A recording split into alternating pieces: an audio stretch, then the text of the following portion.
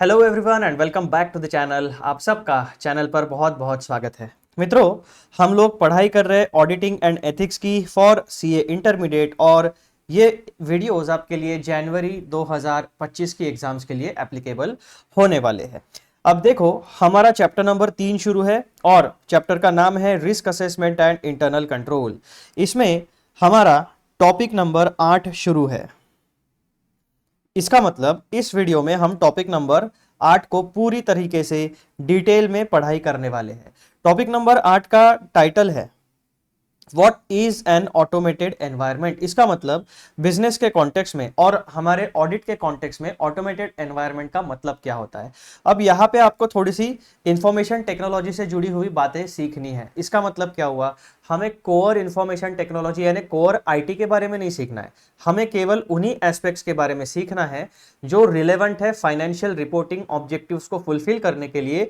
और जिन automated systems का, जिन information systems का, जिन कंप्यूटर सिस्टम्स का, जिन भी सॉफ्टवेयर या हार्डवेयर का या ऐसे इंटरनल कंट्रोल सिस्टम्स का या प्रोसेसेस का या बिजनेस ऑपरेशंस का जिनमें ऑटोमेशन यूज होता है, जिनमें टेक्नोलॉजी यूज होती है और उनका इंपैक्ट फाइनेंशियल इंफॉर्मेशन के ऊपर पड़ता है एंड अल्टीमेटली हमारे ऑडिट के ऊपर पड़ता है।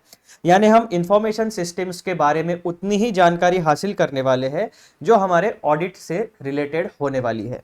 तो टॉपिक नंबर 8 में जैसा कि आप देख पा रहे हो, हम सबसे पहले उसका ब्लूप्रिंट डिस्कस करते हैं। सबसे पहला टॉपिक हम पढ़ेंगे what is an automated environment. यहां पर आपको इसका मीनिंग पता चलेगा, उसकी डेफिनेशन पता चलेगी और दो तीन अच्छे एस्पेक्ट जो हमारे लिए ऑडिट के कॉन्टेक्स्ट में समझना जरूरी है। दूसरा टॉपिक हम पढ़ेंगे की features of an automated environment. यानी जब भी आप किसी भी ऑर्गेनाइजेशन में ऑडिट करने जाओगे तो उनके पास अगर उन्होंने अपने इंटरनल प्रोसेसेस को हैंडल करने के लिए किसी प्रकार की कोई ऑटोमेटेड सिस्टम्स लगा कर रखी है, इंप्लीमेंट कर कर रखी है, तो आपको ये की फीचर्स उनके सिस्टम में दिखने चाहिए। अगर ये की फीचर्स उनके ऑटोमेटेड सिस्टम में नहीं दिख रहे हैं, इसका मतलब उनके जो इंटरनल कंट्रोल सिस्टम है वो वीक है। और जहां पर भी इंटरनल कंट्रोल सिस्टम वीक होती है वहां पर हमारी ऑडिट रिस्क बढ़ जाती है। ठीक है, और जहां पर भी हमारी ऑडिट रिस्क बढ़ जाती है वहां पर हमें फर्दर ऑडिट प्रोसीजर्स अप्लाई करनी पड़ती है। दैट मीन्स हमें डिटेल में चेकिंग करना पड़ता है, क्योंकि जहां पर भी इंटरनल कंट्रोल वीक है वहां पर चांसेस है एरर या फिर फ्रॉड कमिट करने के। ठीक है मित्रों, इसीलिए हमें ये की फीचर्स समझना जरूरी है ताकि हमें ये ध्यान रहे कि ऑडिट करते समय हमें इन पैरामीटर्स को चेक करना है। टॉपिक नंबर 3 में हम पढ़ने वाले हैं understanding and documenting automated environment. जब हम किसी भी ऑर्गेनाइजेशन का ऑडिट करने जाएंगे, उनके सिस्टम को जब हम समझेंगे तो हमने किस प्रकार का अंडरस्टैंडिंग हासिल किया है, कौन से सेगमेंट्स में हमने अंडरस्टैंडिंग गैदर किया है, उससे रिलेटेड इंफॉर्मेशन, उससे रिलेटेड एविडेंसेस यानी ऑडिट एविडेंस, इन सारी चीजों का हमें डॉक्यूमेंटेशन करना पड़ेगा। क्यों? क्योंकि ये जो हमारा बेसिक अंडरस्टैंडिंग है for of the automated environment यानी इंटरनल कंट्रोल सिस्टम, ये हमारे ऑडिट के स्टार्टिंग पॉइंट से लेकर हमारे ऑडिट के एंड पॉइंट तक हमारे लिए रिलेवेंट रहने वाला है। तो इसीलिए जो भी काम हम करते हैं ऑडिट में, हमें उसे डॉक्यूमेंट करना बहुत जरूरी होता है। और वैसे भी हमारा जो स्टैंडर्ड्स ऑन ऑडिटिंग है वो हमारे ऊपर ये रिस्पॉन्सिबिलिटी डालता है कि as a qualified chartered accountant आपको institute of chartered accountants of India ने इशू किए गए स्टैंडर्ड्स ऑन ऑडिटिंग को फॉलो करते हुए ही अपना ऑडिट का काम करना है। और वो ऑडिट कहता है कि आप, वो स्टैंडर्ड्स ऑन ऑडिटिंग कहते हैं कि आपने जितना भी काम किया है आपको आपके ऑडिट वर्किंग पेपर्स रेडी रखने हैं, रेडी करते जाना है, और इसीलिए डॉक्यूमेंटेशन जरूरी होता है। पॉइंट नंबर 4, यहां पर हम पढ़ने वाले हैं risk arising from IT systems. यानी क्या कि आईटी सिस्टम्स की वजह से कौन सी रिस्क निर्माण हो सकती है जो बाधा क्रिएट करेगी, यानी जो हर्डल्स क्रिएट करेगी हमारे फाइनेंशियल रिपोर्टिंग ऑब्जेक्टिव्स को फुलफिल करने में। एक ऑर्गेनाइजेशन होती है, उस ऑर्गेनाइजेशन के कुछ फाइनेंशियल रिपोर्टिंग ऑब्जेक्टिव्स होते हैं। जहां पर भी वो फाइनेंशियल रिपोर्टिंग ऑब्जेक्टिव फुलफिल ना हो या उसमें किसी प्रकार का कोई हर्डल निर्माण हो तो उसे कहा जाता है risk arising from IT systems. ठीक है, और जब भी फाइनेंशियल रिपोर्टिंग ऑब्जेक्टिव्स के ऊपर कोई हर्डल निर्माण होगा, उसके लिए कोई प्रॉब्लम क्रिएट होगा, तो वो हमारे लिए ऑडिट रिस्क बन जाती है और वहां पे हमें एकदम अलर्ट होके ध्यान से डिटेल में काम करना पड़ेगा। पॉइंट नंबर 5 में हम पढ़ेंगे impact of IT related risk, यानी यहां पर हमने जो रिस्क आइडेंटिफाई की है उनका इंपैक्ट कौन से एरिया पे होता है। तो जो भी आईटी से रिलेटेड रिस्क होती है, यानी इंफॉर्मेशन टेक्नोलॉजी सिस्टम से रिलेटेड जो भी रिस्क होती है, उनका इंपैक्ट होता है हमारे सब्सटैंटिव चेकिंग के ऊपर, उनका इंपैक्ट होता है कंट्रोल्स के ऊपर, और उनका इंपैक्ट होता है रिपोर्टिंग के ऊपर। तीन एस्पेक्ट्स, तीन सेगमेंट्स में इंपैक्ट होता है रिस्क का। कौन सा? Substantive checking, controls and reporting. तो ये तीनों एरियाज जो है वो ऑडिटर को एकदम ध्यान से समझने हैं। उसके बाद types of controls in an automated environment, यानी जहां पे भी आपका फाइनेंशियल रिपोर्टिंग से रिलेटेड इंटरनल कंट्रोल सिस्टम होगा या ऑटोमेशन होगा, वहां पर इन जनरल कैसे कैसे कंट्रोल्स ऑर्गेनाइजेशन इंप्लीमेंट करके रखती है, उन कंट्रोल्स को हमें हमारे लिए समझना जरूरी है ताकि हम उनकी सिस्टम को समझ सके और उस सिस्टम से जनरेट होने वाला जो डेटा है उसका कंप्लीटनेस, उसकी एक्यूरेसी, उसका टाइमलीनेस और उसकी रिलायबिलिटी को हम अच्छे तरीके से चेक कर पाए। ठीक है मित्रों, ये हमारा ऑब्जेक्टिव होता है। इसीलिए हमें types of controls in an automated environment को समझना जरूरी हो जाता है। यहां पर हम सबसे पहले पढ़ने वाले हैं जनरल आईटी कंट्रोल्स, यानी पूरे ऑर्गेनाइजेशन के लिए वो एप्लीकेबल होने वाले हैं। इसमें हम सबसे पहला पढ़ेंगे controls over data centre and network operations. जहां पे भी आपका डेटा स्टोर होता है पूरे ऑर्गेनाइजेशन का, वो उसके ऊपर क्या क्या कंट्रोल्स है, वो डेटा सेफ एंड सिक्योर है या नहीं। यहाँ पर डेटा सेंटर में एंड नेटवर्क ऑपरेशंस में आपने जो भी कंट्रोल्स लगा के रखे हैं वो डेटा का इंटेग्रिटी यानी उसकी सिक्योरिटी, डेटा के ऑनेस्टी, दैट मीन्स डेटा की एक्यूरेसी, कंप्लीटनेस एंड रिलायबिलिटी को इंश्योर करता है या नहीं करता है। Then program change. अब ऑटोमेटेड सिस्टम्स ये क्या होता है? ये हार्डवेयर प्लस सॉफ्टवेयर का कॉम्बिनेशन होता है, करेक्ट। तो जब भी आप प्रोग्राम में चेंज करोगे, यानी किसी भी हार्डवेयर में या आपके सिस्टम्स में या फिर सॉफ्टवेयर में या फिर एप्लीकेशंस में आप कोई भी चेंज करते हो, तो उसे रिप्रेजेंट किया जाता है हमारे ऑडिट की भाषा में प्रोग्राम चेंज के नाम से। तो जब भी आप अपने सिस्टम में चेंजेस करोगे तो आपको ये ध्यान रखना है कि आपके जो अल्टीमेट फाइनेंशियल रिपोर्टिंग ऑब्जेक्टिव्स है वो फुलफिल हमेशा होने चाहिए, वो पुराने सिस्टम में भी फुलफिल होने चाहिए और जो नई सिस्टम यानी जो चेंज या मॉडिफिकेशन या अमेंडमेंट करने के बाद वाली सिस्टम है उसमें भी आपके फाइनेंशियल रिपोर्टिंग ऑब्जेक्टिव्स फुलफिल होने चाहिए। ये बेसिक चीज है। यही चीज हम पॉइंट नंबर बी में पढ़ेंगे। पॉइंट नंबर सी आपका आता है एक्सेस सिक्योरिटी, यानी जो डेटा है, जो फाइनेंशियल इंफॉर्मेशन है। अब ऑर्गेनाइजेशन में हर एक व्यक्ति के पास हर एक इंफॉर्मेशन का एक्सेस नहीं होता है, जिसको जितनी जरूरत है उतना एक्सेस दिया जाता है। ठीक है, तो यहाँ पे हम जो डेटा का एक्सेस है उसके सिक्योरिटी के बारे में देखेंगे, क्योंकि जहां पर भी आप अनऑथोराइज्ड एक्सेस दोगे या फिर एक्स्ट्रा एक्सेस दोगे तो वहां पर डेटा मैनिपुलेट होने की, डेटा चेंज करने की या सैबोटेज करने की चांसेस बढ़ जाते हैं, यानी एरर एंड फ्रॉड के चांसेस बढ़ जाते हैं। तो ये वाले कंट्रोल्स भी हमें समझने चाहिए within the system. Then point number D में हम पढ़ेंगे एप्लीकेशन सिस्टम, यानी जो भी आप एप्लीकेशन लगाओगे, सॉफ्टवेयर लगाओगे, जो भी आपका प्रोसेस सेट करोगे, उसका एक्विजिशन, उसका डेवलपमेंट एंड उस प्रोसेस का मेंटेनेंस, उसमें किस तरीके के चेक्स एंड बैलेंसेस या कंट्रोल्स आपको लगाने हैं। तो इस तरीके से इन पूरे सेगमेंट्स को मिला के हमारा जनरल आईटी कंट्रोल्स डेवलप होता है और ये general IT controls overall organisation में एप्लीकेबल होते हैं। पॉइंट नंबर 2 यानी दूसरे टाइप का कंट्रोल होता है हमारा एप्लीकेशन कंट्रोल। ये स्पेसिफिक होता है, यानी प्रोसेस स्पेसिफिक या फिर आपका प्रोडक्ट स्पेसिफिक या फिर सर्विस स्पेसिफिक। तीसरा आपका होगा आईटी डिपेंडेंट कंट्रोल्स, यानी जो भी आप इंफॉर्मेशन टेक्नोलॉजी अपनी पूरी ऑर्गेनाइजेशन में यूज करने वाले हो, वहां पर पूरे के पूरे ऑर्गेनाइजेशन में किस तरीके की डिपेंडेंसी है ऑन इंफॉर्मेशन टेक्नोलॉजी।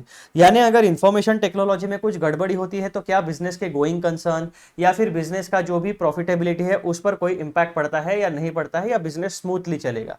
तो ये तीनों प्रकार के कंट्रोल मिला के आपका ऑटोमेटेड एनवायरनमेंट के कंट्रोल्स बनते हैं। ये एक इंपॉर्टेंट टॉपिक है और इस टॉपिक नंबर 8 का सबसे बड़ा टॉपिक है। बाकी जो टॉपिक्स है वो आपके छोटे छोटे हैं।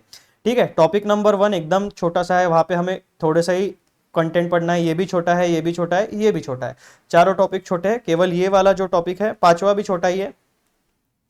टॉपिक नंबर 6 थोड़ा बड़ा है क्योंकि इसमें हम इन चारों कंट्रोल्स को डिटेल में पढ़ने वाले हैं, और ये वाले दो टॉपिक है ये छोटे छोटे हैं। फिर टॉपिक नंबर 7 आपका आता है general IT controls versus application controls, यानी इन दोनों के बीच में किस तरीके की रिलेशनशिप है वो यहाँ पर आपको एक छोटे से पैराग्राफ में एक्सप्लेन किया गया है।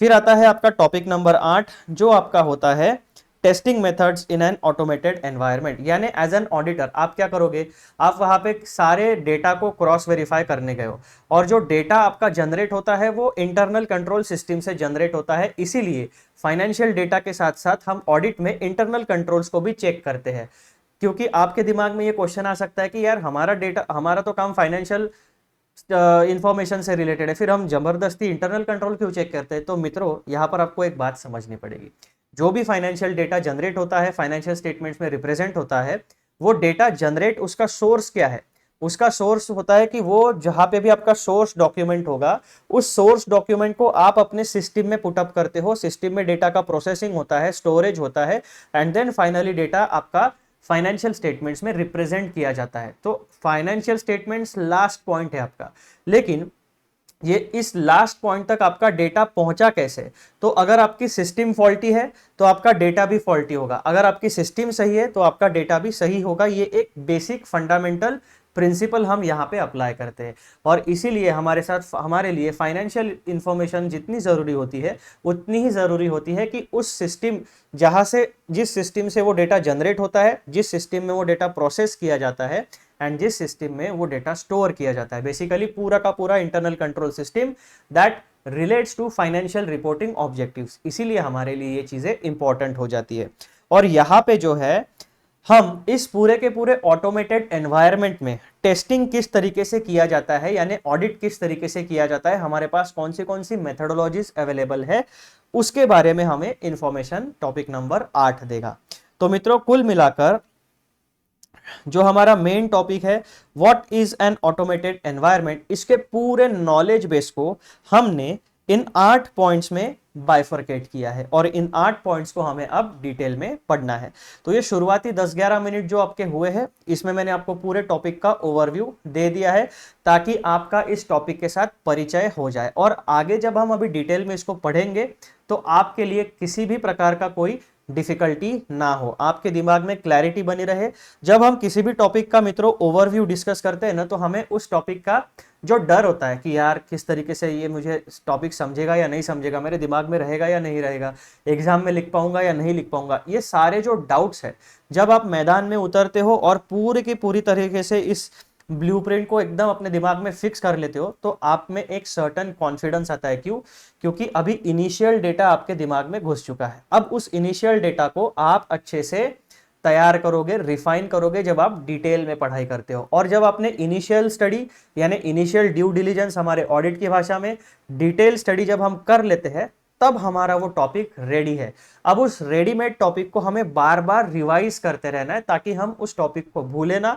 और अगर पहले बार जब हमने पढ़ा है, अगर हमें कुछ समझना बाकी है, तो फर्दर रिविजन्स में हमें वो कॉन्सेप्चुअल क्लैरिटी गेन करनी है। और इस तरीके से हमें कॉन्सेप्चुअल क्लैरिटी गेन करनी है कि इस टॉपिक में किसी भी प्रकार के कोई भी घुमा के क्वेश्चंस क्यों ना पूछे जाए, हमें उसका क्लैरिटी के साथ आंसर आना चाहिए। ठीक है, तो इसीलिए जो मेरा टीचिंग स्टाइल है, मैंने उसमें ये एक बात इंक्लूड कर ली है कि जब भी हम कोई टॉपिक डिस्कस करते हैं तो सबसे पहले उसका इनिशियल ओवरव्यू ले लेते हैं।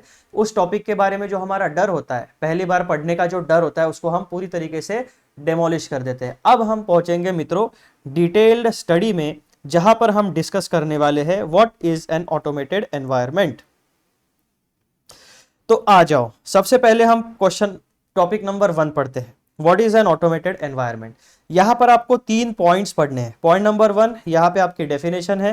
पॉइंट नंबर 2 में आपके 2 इंपॉर्टेंट एस्पेक्ट्स है जो आपको ध्यान में रखने हैं, एंड पॉइंट नंबर 3 में उसका इंपैक्ट है, यानी ऑटोमेटेड एनवायरनमेंट किस तरीके से ऑर्गेनाइजेशन को बेनिफिट देता है, वो चीजें डिस्कस की गई है। तो सबसे पहले हम क्या करते हैं, डेफिनेशन को डिस्कस करते हैं। Definition of automated environment. An automated environment refers to a business setting where various processes, operations, accounting tasks and even decision making functions are carried out with the help of computer systems. एक बात यहाँ पे ध्यान रखना, हमारा context क्या है, business setting, यानी बिजनेस सिनेरियो के कॉन्टेक्स्ट में हम सोच रहे हैं। अब जब हम बिजनेस सिनेरियो के बारे में सोचते हैं तो बिजनेस सिनेरियो के कॉन्टेक्स्ट में ऑटोमेटेड एनवायरनमेंट का मतलब क्या होता है। ऑटोमेटेड एनवायरनमेंट का मतलब होता है कि जितनी भी हमारे बिजनेस की प्रोसेसेस है, जितने भी बिजनेस के ऑपरेशंस है उसमें अकाउंटिंग टास्क भी आ गए, उसमें डिसीजन मेकिंग फंक्शंस भी आ गए। ये सारे के सारी चीजें, processes, operations, accounting task, decision making functions, ये सारे के सारे हम कैरी आउट करते हैं with the help of computer systems. ठीक है, ये पहला पॉइंट। अब यहां पे केवल आप कंप्यूटर सिस्टम जो पहला एस्पेक्ट है उसको ध्यान में रखना। अब this computer systems are collectively referred to as information system और इंफॉर्मेशन टेक्नोलॉजी सिस्टम्स। यानी इस डेफिनेशन में आपको दो बातें बताई गई है, एक जो रिप्रेजेंट करती है इंफॉर्मेशन सिस्टम या इंफॉर्मेशन टेक्नोलॉजी सिस्टम, ये वाला जो टर्म है, ये वाला टर्म, ये आपके पूरे के पूरे ऑर्गेनाइजेशन का इंफॉर्मेशन टेक्नोलॉजी को रिप्रेजेंट करता है। और ये जो कंप्यूटर सिस्टम्स की बात होती है, एक बड़े ऑर्गेनाइजेशन के अंदर परचेस डिपार्टमेंट होगा, सेल्स डिपार्टमेंट होगा, मार्केटिंग डिपार्टमेंट होगा, उसके बाद में आपका प्रोक्योरमेंट यानी जो आप मटेरियल परचेस करता है वो उसका आपका वेयर हाउस डिपार्टमेंट होगा, आपका प्रोडक्शन डिपार्टमेंट होगा, उसके बाद में आपका अकाउंटिंग डिपार्टमेंट होगा, फाइनेंस डिपार्टमेंट होगा, लीगल कंप्लायंस, ऐसे बहुत सारे अलग अलग डिपार्टमेंट्स होते हैं। हर एक डिपार्टमेंट की अपनी एक कंप्यूटर सिस्टम होती है, क्योंकि हर एक डिपार्टमेंट का जो प्रोसेस फ्लो है वो अलग होगा। जैसे एचआर डिपार्टमेंट है तो एचआर डिपार्टमेंट में अलग अलग काम होते हैं, अलग अलग प्रोसेसेस है। सिमिलरली वहां की जो एचआर डिपार्टमेंट की जो कंप्यूटर सिस्टम होगी वो एचआर डिपार्टमेंट की एक्टिविटीज को ध्यान में रखते हुए डिजाइन की गई है, इंप्लीमेंट की गई है एंड मॉनिटर की जाती है। सिमिलरली जो आपका परचेस डिपार्टमेंट है तो परचेस डिपार्टमेंट में अलग तरीके से काम होता है, तो वहां की कंप्यूटर सिस्टम यानी वहां के सॉफ्टवेयर्स एंड हार्डवेयर्स इस तरीके से ट्यून अप किए गए हैं कि वो आपकी परचेसिंग यानी प्रोक्योरमेंट वाली जो प्रोसेस है उसको effective, efficient and smoothly function करने के लिए मदद करता है। सिमिलरली जो आपका सेल्स डिपार्टमेंट है तो जो सेल्स वाले लोग होते हैं उनका सिस्टम जो होता है कंप्यूटर सिस्टम, वो सेल्स की एक्टिविटी को, सेल्स की प्रोसेस को ऑप्टिमाइज करने के लिए बनाया जाता है। जो आपका फाइनेंस डिपार्टमेंट होता है तो फाइनेंस यानी वर्किंग कैपिटल को किस तरीके से मैनेज किया जाए, कैपिटल का स्ट्रक्चर किस तरीके से रखा जाए, जो हमारी कैपिटल है उसका कॉस्ट कम से कम कैसे हो, तो फाइनेंस डिपार्टमेंट की जो रिक्वायरमेंट्स होती है उस हिसाब से फाइनेंस डिपार्टमेंट की कंप्यूटर सिस्टम्स को डिजाइन, इंप्लीमेंट एंड मॉनिटर किया जाता है। इसका मतलब क्या हुआ, जो आपका बिजनेस सिनेरियो होता है, बिजनेस सिनेरियो में अलग अलग प्रोसेसेस होती है, अलग अलग ऑपरेशंस होते हैं, अलग अलग टास्क होते हैं और हर एक डिपार्टमेंट का डिसीजन मेकिंग फंक्शन होता है। तो जो कंप्यूटर सिस्टम होती है उसे इस तरीके से ऑप्टिमाइज किया जाता है, इस तरीके से डिजाइन, इंप्लीमेंट एंड मॉनिटर किया जाता है कि आपके बिजनेस प्रोसेसेस एंड ऑपरेशंस को वो ऑप्टिमाइज तरीके से परफॉर्म करने में मदद करे। ये हमने इंडिविजुअल डिपार्टमेंट की कंप्यूटर सिस्टम्स के बारे में बात की। और अलग अलग डिपार्टमेंट की कंप्यूटर सिस्टम को जब आप इंटीग्रेटेड तरीके से देखोगे, यानी पूरे ऑर्गेनाइजेशन की अगर आप डिपार्टमेंट्स को देखोगे तो अलग अलग डिपार्टमेंट है, लेकिन जब आप ऑर्गेनाइजेशन की बात करोगे तो ऑर्गेनाइजेशन एक अम्ब्रेला है, उस अम्ब्रेला के अंडर सारे डिपार्टमेंट्स एक ही एंटिटी के ओनरशिप में काम करते हैं। तो सारे डिपार्टमेंट्स की सिस्टम्स को मिला के हमारे पास टर्मिनोलॉजी आती है इंफॉर्मेशन सिस्टम्स या फिर इंफॉर्मेशन टेक्नोलॉजी सिस्टम। तो आई होप कि आपका जो कॉन्सेप्चुअल क्लैरिटी मुझे चाहिए रिगार्डिंग कंप्यूटर सिस्टम्स किसे कहते हैं in context of audit, and information system या फिर इंफॉर्मेशन टेक्नोलॉजी सिस्टम किसे कहते हैं इन कॉन्टेक्स्ट ऑफ ऑडिट, ये दोनों का बिल्कुल क्लैरिटी के साथ मैंने आपको डिफरेंस एकदम अच्छे से समझा दिया है। तो जब भी आप ऑटोमेटेड एनवायरनमेंट के बारे में कोई सवाल आपको एग्जाम में आएगा तो ये वाली डेफिनेशन आपको एकदम वर्ड टू वर्ड याद रखनी है। आइदर आपको डायरेक्ट क्वेश्चन आ सकता है जहां पे आपको लिखना पड़ेगा या फिर एमसीक्यू में भी पूछा जा सकता है। तो आपको एकदम क्लैरिटी के साथ यहाँ पर बाइफर्केशन समझना है। अब देखो ये जो कंप्यूटर सिस्टम्स होती है ये भी हमारे ऑडिट वाले प्रोसेस के ऊपर इंपैक्ट डालती है एंड कलेक्टिवली पूरे के पूरे ऑर्गेनाइजेशन की जो भी इंफॉर्मेशन सिस्टम्स होगी उनका इंपैक्ट भी हमारे ऑडिट की प्रोसेस के ऊपर पड़ने वाला है। और इसीलिए हमारे लिए इस ऑटोमेटेड एनवायरनमेंट का मतलब हमारे ऑडिट की प्रोसेस के कॉन्टेक्स्ट में क्या होता है यह समझना बहुत इंपॉर्टेंट है। फिर point number 2, in an automated environment manual intervention in day to day operations is minimized। यानी ऑटोमेटेड सिस्टम्स का नेचर कैसा होता है, वहां पर सारी की सारी जो रिपीटेटिव टास्क होती है, रिपीटेटिव ऑपरेशंस होते हैं, उन्हें हम कंप्यूटर सिस्टम्स की मदद से परफॉर्म करते हैं। तो यहाँ पर आपका जो मैनुअल इंटरवेंशन है यानी ह्यूमन इंटरवेंशन जो है वो एकदम कम से कम होता है। जैसे कि अगर आप अकाउंटिंग की बात करो तो पुराने समय में जब कंप्यूटर सिस्टम्स नहीं थी, हम 2 सिनेरियोज देखेंगे। पहला, ये वाला सिनेरियो आपका मैनुअल है, ये वाला सिनेरियो आपका कंप्यूटर, दूसरा सिनेरियो आपका कंप्यूटर सिस्टम से रिलेटेड है। तो मैन्युअली जब हम काम करते थे तो हम क्या करते थे, हाथ से आपका बिल बनता था, जो भी इनवॉइस रहेगा रिगार्डिंग परचेस या सेल या एक्सपेंसेस, जो भी एसेट, जो भी चीज थी आपका, मैन्युअली आप हाथ से पूरी चीज लिखते थे, ठीक है। फिर वो हाथ से लिखा हुआ इनवॉइस, उसका वाउचर बनता था, वाउचर के हिसाब से हम मैन्युअली हाथ से जर्नल एंट्री लिखते थे, जर्नल एंट्री को हम डेबिट क्रेडिट इफेक्ट जो है वो हाथ से डायरेक्ट अकाउंट बना के लेजर पोस्टिंग करते थे, लेजर अकाउंट्स को हम हाथ से मैन्युअली क्लोज करते थे, टोटलिंग जो भी डेबिट क्रेडिट बैलेंस आएगा उसको मैन्युअली ट्रायल बैलेंस में ट्रांसफर करते थे, सारी चीज़ों का टोटल भी जो है हम मैन्युअली करते थे। उसके बाद मैन्युअली हम P&L एंड बैलेंस शीट में सारी अमाउंट्स लिखते थे, डिस्क्रिप्शन लिखते हैं, और फाइनली मैन्युअली हम टोटल करते थे। तो जब हम मैन्युअल काम करते हैं तो स्टार्टिंग पॉइंट से लेकर एंड पॉइंट तक ह्यूमन इंटरवेंशन वहां पे प्रेजेंट होता है, और जहां पे भी लंबे समय तक ह्यूमन इंटरवेंशन रिपीटेटिव प्रोसेसेस में प्रेजेंट होता है वहां पर एरर्स होने के चांसेस बढ़ जाते हैं या फिर फ्रॉड होने के चांसेस बढ़ जाते हैं। अगर हम दूसरा सिनेरियो देखें, जो हमारा दूसरा सिनेरियो है वो आपके ऑटोमेटेड सिस्टम्स को रिप्रेजेंट करता है। तो ऑटोमेटेड सिस्टम्स को रिप्रेजेंट करता है, इसका मतलब क्या हुआ कि हमारे पास अभी टैली जैसे सॉफ्टवेयर्स आ गए जो हमें केवल जर्नल एंट्री डालनी है। अगर हमें सबसे पहले क्या करना है, एक अकाउंटिंग व्यू होता है, उस अकाउंटिंग व्यू में हमें सॉफ्टवेयर को ये समझा देना है कि कौन सा लेजर अकाउंट किस नेचर का है, कौन सा लेजर अकाउंट पीएनएल का बैलेंस आइटम है, इनकम का आइटम है, एक्सपेंस का आइटम है, कौन सा लेजर अकाउंट बैलेंस शीट का आइटम है, कहाँ पे जाएगा, वो एसेट में जाएगा या लायबिलिटी में जाएगा, और उसके नीचे के जो भी बाइफर्केशंस होंगे, ये पूरा का पूरा अकाउंटिंग व्यू पहले हम सॉफ्टवेयर में इनपुट कर देते हैं, ठीक है। अब हमारे पास रेडीमेड अकाउंटिंग व्यू है जो सॉफ्टवेयर में हमने ऑलरेडी प्रीलोड करके रखा है। फिर हम क्या करेंगे, जब भी हमारा जर्नल एंट्री करने का समय आएगा, जब भी हम डेटा एंट्री करेंगे, तो केवल जर्नल एंट्री हमें करनी है in case of tally. SAP and Oracle जो ERP सिस्टम्स होती है वहां पे आपको वो भी नहीं करना है, बस मैनुअल डेटा एंट्री करनी है, जर्नल एंट्री भी सिस्टम बना लेगी, लेजर अकाउंट पे भी तुरंत अपडेट हो जाएगा, trial balance instant update, financial statements instant update. तो ऑटोमेशन में क्या होता है, आपको केवल डेटा एंट्री के लेवल पर मैनुअल अकाउंटिंग व्यू सेटअप करने के लिए एंड डेटा एंट्री लेवल पर ह्यूमन इंटरवेंशन है, बाकी आपका journal entry, ledger posting, trial balance and financial statements, यहां पर आपका बिल्कुल ह्यूमन इंटरवेंशन नहीं है, वो सारा का सारा सिस्टम काम कर देगा, आपके टोटल भी लगा देगा और सब कुछ आपको रेडीमेड फॉर्मेट में दे देगा। तो पहला पॉइंट आपको क्या कहता है, ऑटोमेटेड एनवायरनमेंट का पहला कैरेक्टरिस्टिक क्या होता है, manual intervention in day to day operations is minimise, यानी कम से कम ह्यूमन इंटरफियरेंस उसमें होगा। दूसरा, software and hardware components work together to execute task that traditionally require human effort. अब हमने क्या देखा, अकाउंटिंग करने के लिए मैनुअल भी देखा और ऑटोमेटेड भी देखा। तो ये वाला क्या कहता है, जो ऑटोमेशन वाला सिस्टम होता है वहां पे सॉफ्टवेयर एंड हार्डवेयर कंपोनेंट्स का इस तरीके से कॉम्बिनेशन में यूज किया जाता है ताकि वो हमारे जितने भी टास्क है उनको आसानी से एग्जीक्यूट करे। तो दो कैरेक्टरिस्टिक्स आपको ऑटोमेटेड एनवायरनमेंट के यहाँ पर आ गए।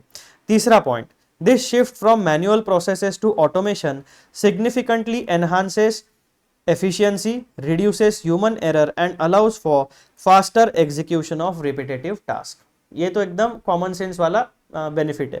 क्या बेनिफिट है, सिग्निफिकेंटली आपकी एफिशिएंसी बढ़ जाती है, ह्यूमन एरर के चांसेस एकदम लो हो जाते हैं। अगर डेटा एंट्री में कोई प्रॉब्लम है तो ही आपके फर्दर जो प्रोसेस है वो गलत होगी, अगर डेटा एंट्री सही है तो आपकी सारा डेटा एकदम एक्यूरेट रहेगा। तीसरा benefit, allows faster execution of repetitive task. Generally क्या होता है, ह्यूमन नेचर कैसे होता है, जहां पर भी हमें रिपीट काम करना होता है हमारा इंटरेस्ट, एफिशिएंसी धीरे धीरे कम होती जाती है और हमारा इग्नोरेंस वहां पे बढ़ जाता है। तो रिपीटेटिव टास्क में इग्नोरेंस, फटीग, थकान की वजह से एरर्स होने के चांसेस बढ़ जाते हैं। लेकिन सिस्टम थकती नहीं है, जब तक आपके सिस्टम के सारे कंपोनेंट्स एकदम अच्छे तरीके से मेंटेन्ड है, पावर सप्लाई आपका अनइंटरप्टेड है, तब तक आपकी सिस्टम्स रिपीटेटिव टास्क परफॉर्म करते रहेगी। तो मित्रों, जब भी अगर आपको क्वेश्चन आता है कि ऑटोमेटेड एनवायरनमेंट सिस्टम क्या होता है, अगर एग्जाम में डायरेक्ट क्वेश्चन आ गया, अगर आप लकी हो तो आपको ये point number 1 definition, point number 2 characteristics and point number 3 benefits, ये 3 पॉइंट आपको एज इट इज लिख के आ जाना है। तो ये था आपका डिस्कशन रिगार्डिंग टॉपिक नंबर 1 जिसका हेडिंग है what is an automated environment. अब हम लोग आते हैं मित्रों टॉपिक नंबर 2 पर, यानी key features of an automated environment. As an auditor ये जितने भी फीचर्स है, जब भी आप किसी एंटिटी के बारे में एक इनिशियल अंडरस्टैंडिंग गैदर करोगे, जब भी आप उनके अकाउंटिंग सिस्टम या इंटरनल कंट्रोल सिस्टम्स के बारे में अंडरस्टैंडिंग गैदर करने की कोशिश करोगे तो आपको एक बात ध्यान में रखनी है कि आपको ये सारे फीचर्स उनके सिस्टम में दिखने चाहिए, ठीक है। Point number 1, the fundamental principle of an automated environment is the ability to carry out business with less manual intervention and more system driven। यानी जो पहला कैरेक्टरिस्टिक हमने देखा था वही चीज, यानी इन दो कैरेक्टरिस्टिक्स का मिलके उन्होंने यहाँ पर सिंपल स्टेटमेंट हमें बताया है। Then complexity of a business environment depends on the level of automation, that is if a business environment is more automated it is likely to be more complex। The complexity of a business environment, यानी दो प्रकार का scenario होगा, या तो आपका जो business environment है वो कॉम्प्लेक्स होगा या तो एक सिंपल बिजनेस एनवायरनमेंट होगा। तो यहाँ पर पॉइंट नंबर 2 हमें क्या बताता है, the complexity of a business environment depends on the level of automation, that is if a business environment is more automated it is likely to be more complex. तो as an auditor ये वाला point आपके लिए important है। जहां पर भी manual चीजें हैं वहां पर आपको डेटा, यानी जो आपका जो बिजनेस का कंडक्ट करने का जो स्टाइल है, जो प्रोसेसेस है वो सिंपल होगी। लेकिन जहां पर भी आप कंप्यूटर सिस्टम्स का इंप्लीमेंटेशन करते हो वहां पर ये लोग कहते हैं कि आपका जो बिजनेस एनवायरनमेंट है वो कॉम्प्लेक्स नेचर का हो जाएगा, क्योंकि जो आईटी सिस्टम होती है उसको एकदम जो कैलिब्रेट किया जाता है वहां पे फिर आपके ऑथोराइजेशंस आ जाते हैं, वहां पे आपके डेटा एक्सेस पर रिस्ट्रिक्शंस लग जाता है, वहां पर डेटा प्रोसेसिंग जो है वो सिस्टम करती है, तो इनबिल्ट कॉम्प्लेक्सिटी वहां के प्रोसेसेस में जनरेट हो जाती है। हालांकि जो बिजनेस पर्सन्स है, अब यहाँ पे ये जो कॉम्प्लेक्सिटी वाली बात है ना, यहाँ पर आपको एक चीज ध्यान में रखनी है कि ये स्टेटमेंट इन्होंने ऑडिट के कॉन्टेक्स्ट में दिया है। ऑटोमेशन बिजनेस, हम जब एंटिटी के बारे में सोचेंगे, उनके एफिशिएंसी के, उनके सिनेरियो के बारे में सोचेंगे, एक बिजनेस ओनर के नजरिए से सोचेंगे, तो जहां पर भी हम ऑटोमेशन ज्यादा से ज्यादा लाएंगे तो हमारा बिजनेस इजी होगा। लेकिन जब हम ऑडिटर के पर्सपेक्टिव से सोचेंगे, जब हमें चेकिंग करना है, जब हमें क्रॉस वेरीफाई करना है, हमें ऑडिट एविडेंस गैदर करना है, हमें ऑडिट ओपिनियन देना है, तो ऑडिट के कॉन्टेक्स्ट में जहां पर ऑटोमेशन ज्यादा है ऑडिट का प्रोसेस कंडक्ट करना उतना ही मुश्किल हो जाता है, ठीक है। तो यहां पर दो सिनेरियो है, उनमें कंफ्यूज मत करना। ऑटोमेशन बिजनेस को इजी बनाएगा लेकिन ऑटोमेशन ऑडिट को डिफिकल्ट करा देता है, क्योंकि फिर आपको ऑटोमेशन यानी इंटरनल कंट्रोल सिस्टम के बारे में एक्सटेंसिव नॉलेज गैदर करना पड़ेगा, क्योंकि आपका जो फाइनेंशियल डेटा है वो उनके ऑटोमेशन वाली प्रोसेस से जनरेट होकर फाइनेंशियल स्टेटमेंट में आने वाला है। तो ऑडिटर के पर्सपेक्टिव से automation makes the business environment difficult, but business owner के पर्सपेक्टिव से अगर हम देखेंगे तो automation makes the business environment simple and easier and efficient, ठीक है। ये दो सिनेरियोज है, तो हम बिजनेस ओनर का पर्सपेक्टिव नहीं देख रहे, हम ऑडिट का पर्सपेक्टिव देख रहे हैं। The fundamental principle of an automated environment is the ability to carry out business with less manual intervention and more system driven. The complexity of a business environment depends on the level of automation, that is, if a business environment is more automated, it is likely to be more complex for auditor. Key features of an automated environment are as under. Enable faster business operation, तो auditor को ये common sense वाली बात है, जहां पर भी automation है वहां पर प्रोसेस एकदम फास्ट होगी। Accuracy in data processing and computation, तो ऑडिटर को एक बात पता है कि जो चिल्लर अरिथमेटिकल एरर्स होते हैं, यानी डेटा एक्यूरेसी की जब बात आती है तब ऑटोमेशन सिस्टम ज्यादा रिलायबल होती है, लेकिन वहां पर एक कंडीशन है, जहां पर भी डेटा एंट्री होती है, जो भी डेटा इनपुट यानी सिस्टम में जब पहली बार डेटा को डाला जाता है, जब इनपुट किया जाता है, तो वो डेटा अगर रिलायबल और एक्यूरेट है तो आपकी सिस्टम भी उसको अच्छे तरीके से प्रोसेस करेगी एंड आउटकम जो रहेगा आपका वो आपको एक्यूरेट एंड रिलायबल मिलेगा। लेकिन ऑटोमेशन की केस में अगर हमारा जो ओरिजिनल डेटा है, जब हम पहली बार सिस्टम में इनपुट करते हैं, ये ओरिजिनल डेटा अगर फॉल्टी है तो सिस्टम उस फॉल्टी डेटा को प्रोसेस करेगी और फॉल्टी डेटा के बेसिस के ऊपर आपका आउटकम जनरेट करा के देगी। तो ये बेसिक चीज एज एन ऑडिटर आपको याद रखनी है। डेटा जो ऑटोमेटेड सिस्टम होती है उसमें इनहेरेंट बायस नहीं होता, वो ये नहीं देखता कि इस डेटा को फ्रॉड करना है या एरर करना है, उसको जो आप टास्क दोगे वो परफॉर्म करेगा। तो यहां पर आपका ओरिजिनल डेटा जो है वो एकदम रिलायबल, एक्यूरेट एंड कंप्लीट होना चाहिए। So key features of an automated environment में दूसरा क्या आता है, accuracy in data processing and computation, ability to process large volume of transactions. अब एक व्यक्ति को अगर आप 100 ट्रांजैक्शंस मैन्युअली रिकॉर्ड करने लगाओगे तो उसको टाइम लगेगा, लेकिन उन्हीं 100 ट्रांजैक्शंस को अगर आप सिस्टम की मदद से रिकॉर्ड करोगे तो आपका एकदम आधे से भी कम टाइम में काम हो जाएगा।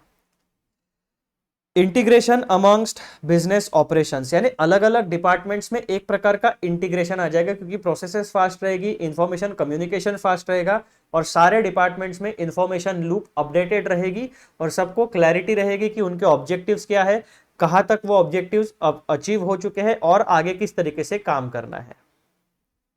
Better security and controls, IT systems में इन जनरल डेटा का एक्सेस बहुत सिक्योर होता है और डेटा का स्टोरेज भी बहुत सिक्योर तरीके से होता है। Then less prone to human errors, यानी जो आदमी लोग जो गलती कर सकते हैं वो सिस्टम्स जनरली नहीं करती है।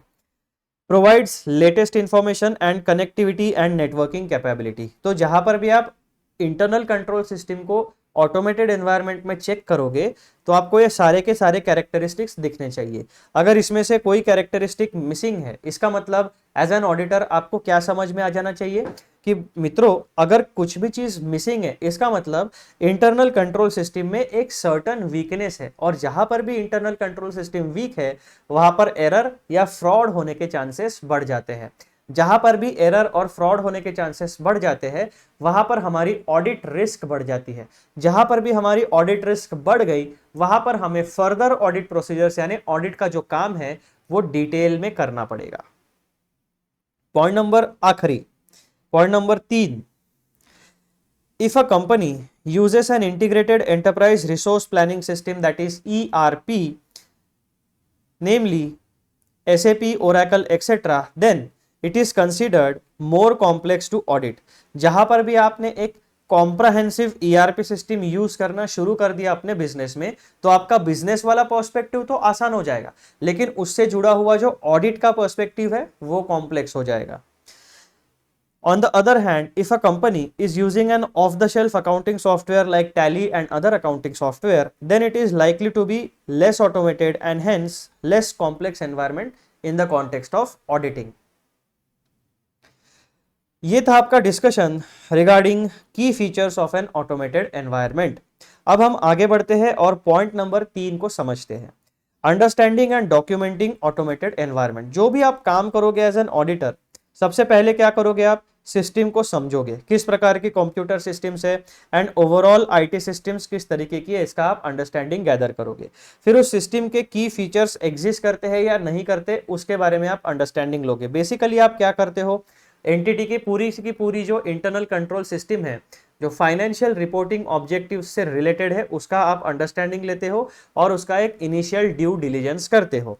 अब ये जो आप काम करते हो इसको आपको डॉक्यूमेंट करना जरूरी है, क्योंकि आपके ऑडिट वर्किंग पेपर्स बनने चाहिए। आपको एक प्रूफ देना पड़ेगा कि आपने जो भी ऑडिट कंडक्ट किया है वो प्रोफेशनल तरीके से सारे स्टैंडर्ड्स को फॉलो करते हुए किया है और आपके पास उसका प्रूफ है।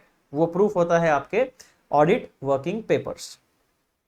Point number 1, in an audit of financial statements, an auditor is required to understand the entity and its business, including IT। business को भी समझना है, IT systems को भी समझना है। Understanding the entity and its automated environment involves understanding how IT department is organized, IT activities, IT dependencies, relevant risk and controls। तो basically 6-7 aspect होते हैं, उन सारे एस्पेक्ट्स को आपको समझना है। अब ये जो IT डिपार्टमेंट का ऑर्गेनाइजेशन यानी हायरार्की स्ट्रक्चर होता है, उसके बाद में इंफॉर्मेशन टेक्नोलॉजी की मदद से कौन सी एक्टिविटीज परफॉर्म की जाती है, इंफॉर्मेशन टेक्नोलॉजी पर डिपेंडेंसीज कहाँ कौन से एरियाज में है, इंफॉर्मेशन टेक्नोलॉजी से रिलेटेड रिस्क कौन सी है, उसके बाद में इंफॉर्मेशन टेक्नोलॉजी के कंट्रोल्स, चेक्स एंड बैलेंसेस आपने कौन से लगा कर रखे। तो यहाँ पर इतने सारे चीजों को मिला के आपका कंबाइंड आईटी सिस्टम बनता है जो आपके इंटरनल कंट्रोल सिस्टम का हिस्सा होता है। तो एज एन ऑडिटर आपको पॉइंट नंबर 1 में इन सारे चीजों का अंडरस्टैंडिंग हासिल करना पड़ेगा। Point number 2, given below are some of the points that an auditor should consider to obtain an understanding of the company's automated environment. तो जब भी एज एन ऑडिटर आप किसी कंपनी के ऑटोमेटेड एनवायरनमेंट को समझने की कोशिश करोगे, वो प्रोसेस इनिशिएट करोगे, तो आपको इन पॉइंट्स को कंसीडर करना है। पहला, information systems being used, one or more application systems and what they are. किस तरीके की इंफॉर्मेशन सिस्टम यूज की जाती है, क्या एक ही सिस्टम यूज की जाती है या मल्टीपल सिस्टम्स को यूज किया जाता है, और उनका नेचर कैसा है, किस तरीके से वो काम करती है। दूसरा, there purpose, financial non financial. Systems जो है वो दोनों प्रकार का डेटा रिकॉर्ड करती है, फाइनेंशियल डेटा भी रिकॉर्ड करती है एंड नॉन फाइनेंशियल डेटा को भी रिकॉर्ड करती है। हमारा रिलेवेंस क्या है, फाइनेंशियल डेटा। लेकिन आपको दोनों चीजें पता होनी चाहिए कि कौन सा इंटरनल कंट्रोल कौन से चीजों को एड्रेस करता है। Point number 3, location of IT systems, local versus global. Point number 4, architecture, desktop based, client server based, web application, cloud based. आपको सिस्टम का नेचर, उसका ओरिजिन, उसका सोर्स, कहाँ पे क्या डेटा स्टोर होता है, सारी चीजें पता होनी चाहिए। देन वर्जन, बेसिकली जब आप डॉक्यूमेंटेशन करोगे तो ये सारे के सारे पॉइंट्स के बारे में आपको डॉक्यूमेंटेशन करना है। Version, functions and risks could vary in different versions of same application. Then interfaces within the system in case multiple system exist. Then in-house versus packaged. Outsourced activities कौन सी है, आईटी मेंटेनेंस एंड सपोर्ट किस तरीके से किया जाता है। उसके बाद में की पर्सन्स यानी chief information officer, chief information security officer and administrator, ये आपके लिए की पर्सन्स हो गए। इनके थ्रू आप information, inquiry, observation, inspection, reperformance, इन लोगों के थ्रू आप इनिशिएट कर सकते हो। ठीक है। Then last point, the understanding of a company's IT environment that is obtained should be documented.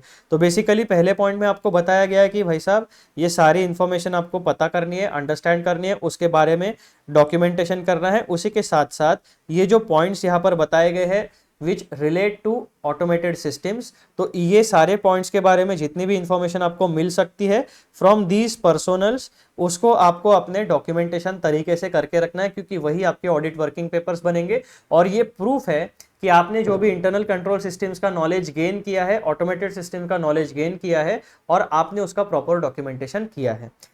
फिर पॉइंट नंबर 3 में ये लोग क्या कहते हैं, ठीक है, डॉक्यूमेंटेशन करना है आपको, तो ये मैंडेटरी है आपके लिए। तो एकदम सिंपल टॉपिक था तीसरा वाला, कोई ज्यादा टेंशन वाली बात नहीं है। पहले आपने क्या किया, की फीचर्स को समझ लिया। ठीक है, की फीचर्स को समझने के बाद जब आप और उसका डॉक्यूमेंट आपने क्या क्या चीजें ऑब्जर्व की, क्या क्या चीजें अंडरस्टैंड की, उसका आपको डॉक्यूमेंटेशन करना है। डॉक्यूमेंटेशन करते समय इन सेगमेंट्स को आपको टारगेट करना है एंड ये वाले पॉइंट्स के बारे में आपको सर्टेनली डॉक्यूमेंटेशन करना है। देन पॉइंट नंबर 4 आता है हमारा मित्रों, वो है risk arising from use of IT systems. यानी ऐसा जरूरी नहीं है कि आईटी सिस्टम्स एकदम सेफ एंड सिक्योर होती है, उससे रिलेटेड रिस्क भी होती है। सिस्टम कोई भी हो, मैनुअल हो या आईटी वाली हो, यानी इंफॉर्मेशन टेक्नोलॉजी बेस्ड हो, दोनों इसमें रिस्क रहेंगे। हाँ, दोनों एरियाज में जो रिस्क है उसका नेचर अलग रहेगा, उनका वॉल्यूम, उनका इम्पैक्ट अलग हो सकता है, लेकिन रिस्क होगी। ऐसी कोई भी परफेक्ट सिस्टम नहीं है जहां पे किसी भी प्रकार का कोई रिस्क ना हो। तो हमारे ऑडिट के कॉन्टेक्स्ट में इंफॉर्मेशन सिस्टम्स की वजह से कौन सी रिस्क निर्माण हो सकती है, उसके बारे में जानकारी। Having obtained an understanding of IT systems and automated environment of a company, the auditor should now understand the risk that arise from use of IT systems. अब हमें एक बात पता है, सारी की सारी IT systems जो फुलफिल करती है फाइनेंशियल रिपोर्टिंग ऑब्जेक्टिव्स को, वही हमारे ऑडिट के कॉन्टेक्स्ट में रिलेवेंट है। जो भी नॉन फाइनेंशियल इंफॉर्मेशन वाली बातें हैं वो हमारे लिए रिलेवेंट नहीं है। ठीक है, तो फाइनेंशियल रिपोर्टिंग ऑब्जेक्टिव्स से रिलेटेड जो इंटरनल कंट्रोल्स है, जो ऑटोमेटेड सिस्टम्स है, अगर उसमें कोई वीकनेस है तो उस वीकनेस की वजह से हमारी रिस्क निर्माण हो सकती है। वो कौन सी रिस्क हो सकती है, given below are some such risk that should be considered. तो ऑडिट करते समय इंफॉर्मेशन टेक्नोलॉजी से जुड़ी हुई ये रिस्क है, ये ऑडिटर को कंसिडर करनी चाहिए, यानी इन एरियाज को आपको चेक करना पड़ेगा। इनएक्यूरेट प्रोसेसिंग ऑफ डेटा या फिर प्रोसेसिंग इनएक्यूरेट डेटा और बोथ। अब यहाँ पे दो सिनेरियो है। इनएक्यूरेट प्रोसेसिंग ऑफ डेटा, यानी पहले सिनेरियो में आपका डेटा सही है, डेटा एक्यूरेट है, कंप्लीट है, लेकिन आपकी प्रोसेस जो है, सिस्टम, ऑटोमेशन सिस्टम जो है, उस सिस्टम का जो सॉफ्टवेयर है, जिस तरीके से प्रोसेस किया जाता है, उसमें फॉल्ट है, यानी इनएक्यूरेट प्रोसेसिंग ऑफ डेटा। पहले सिनेरियो में डेटा सही है। अब दूसरा सिनेरियो देखो, प्रोसेसिंग इनएक्यूरेट डेटा, यानी आपका प्रोसेसिंग सही है, सिस्टम सही है, लेकिन आपने जो डेटा इनपुट दिया है वो गलत है। तो दोनों केस में आपका जो फाइनल आउटकम आएगा वो फॉल्टी होगा, या दोनों केसेस अगर एग्जिस्ट करते हैं तो ये हमारे ऑडिट के लिए एक रिस्क है। ठीक है। Then unauthorised access to data, यानी कोई भी बाहर का व्यक्ति ऑर्गेनाइजेशन में आके डेटा मैनिपुलेट करके, डेटा डिलीट करके, अपडेट करके जा सकता है। अब मैनिपुलेटेड डेटा मतलब क्या, या तो एरर की वजह से मैनिपुलेशन हो सकता है, या फिर यानी इंटेंशनल मैनिपुलेशन हो सकता है, या फिर अनइंटेंशनल, दोनों तरीके से गड़बड़ डेटा में की जा सकती है। तो इंफॉर्मेशन सिस्टम से रिलेटेड दूसरा रिस्क क्या होता है, अनऑथोराइज्ड एक्सेस टू डेटा, जिसको जितनी जरूरत है उतना ही एक्सेस दो, अननेसेसरी ज्यादा एक्सेस देके मत रखो। Then point number 3, direct data changes यानी बैक एंड चेंजेस। यहाँ पे क्या होता है कि ऑडिटर साहब ऑडिट करके चले गए, उसके बाद में जो सिस्टम एडमिनिस्ट्रेटर्स है उन्होंने डेटा चेंज कर दिया, यानी आपको जो ऑडिट करते समय डेटा दिया वो अलग है, आपके जाने के बाद डेटा चेंज कर दिया और उसमें डिफरेंसेस आ गए। जो आप ओपिनियन दोगे तो आप अभी अपडेटेड, यहाँ पे जो डेटा उन्होंने अपडेट कर दिया उसके वो तो आपको एक्सेस मिला ही नहीं, आपको तो पुराना वाला डेटा दिया, तो आपने पुराने डेटा के हिसाब से किया, तो आपका ऑडिट ओपिनियन क्या हो गया, इररिलेवेंट हो गया, क्योंकि वो डेटा हट गया। या फिर किसी को ना बताते हुए डायरेक्टली बैकएंड पर चेंजेस यानी अनऑथोराइज चेंजेस कर दिए। जो भी आईटी सिस्टम्स होती है उसमें अगर कोई चेंज करना है तो आपको प्रॉपर ऑथोराइजेशन चैनल से होकर गुजरना पड़ता है। देन एक्सेसिव एक्सेस या फिर प्रिविलेज्ड एक्सेस, जिन्हें सुपर यूजर्स भी कहा जाता है। जनरली जो आईटी सिस्टम मेंटेनेंस वाले लोग होते हैं उन्हें हर एक आईटी सिस्टम के एस्पेक्ट का एक्सेस होता है। तो सुपर यूजर के पास अगर पूरे सिस्टम का एक्सेस है तो वो सिस्टम में कहीं पे भी एरर क्रिएट कर सकता है, कहीं पे भी फ्रॉडुलेंट एक्टिविटी कंडक्ट करा सकता है, तो ये एक रिस्क होती है। तो जो सुपर यूजर्स होते हैं जिनके पास कंप्लीट एक्सेस है, उनके लॉगिन आईडी का पूरा आपको देखना पड़ेगा, कब लॉगिन हुआ, कब क्या हुआ, कहाँ पे क्या क्या चेंजेस इन्होंने किए हैं, और उसका इम्पैक्ट अगर हमारे ऑडिट के ऊपर होता है तो वो हमारे लिए रिलेवेंट है। Lack of adequate segregation of duties, दूसरा unauthorized changes to systems or programs, failure to make necessary changes to systems or programs and loss of data। तो मित्रों इंफॉर्मेशन सिस्टम से जुड़ी हुई ये कुछ रिस्क है जो हमारे ऑडिट के ऊपर इंपैक्ट डाल सकते हैं, यानी फाइनेंशियल इंफॉर्मेशन के ऊपर इंपैक्ट डाल सकते हैं, और इसीलिए ऑडिट करते समय हमें इन रिस्क को मिटिगेट करना है, यानी एक्सेप्टेबली लो लेवल तक लाकर इनको छोड़ना है। ठीक है जी। चलो अब हमारा आता है पांचवा पॉइंट। पांचवा पॉइंट में हम क्या पढ़ने वाले हैं, जो रिस्क यहां पर हमने देखी है, इन रिस्क का पॉइंट नंबर 1, पॉइंट नंबर 2 और पॉइंट नंबर 3, इन 3 जगहों पर इंपैक्ट पड़ता है। अब वो इंपैक्ट क्या पड़ता है उसको हम पढ़ते हैं। Impact of IT related risk. The above risk have to be mitigated. If not mitigated, such risk could have an impact on audit in different ways discussed as under. तो सबसे पहला इंपैक्ट कहां पर हो सकता है, सब्सटैंटिव चेकिंग के ऊपर। Inability to address above discussed risk may lead to non-reliance of data obtained from system.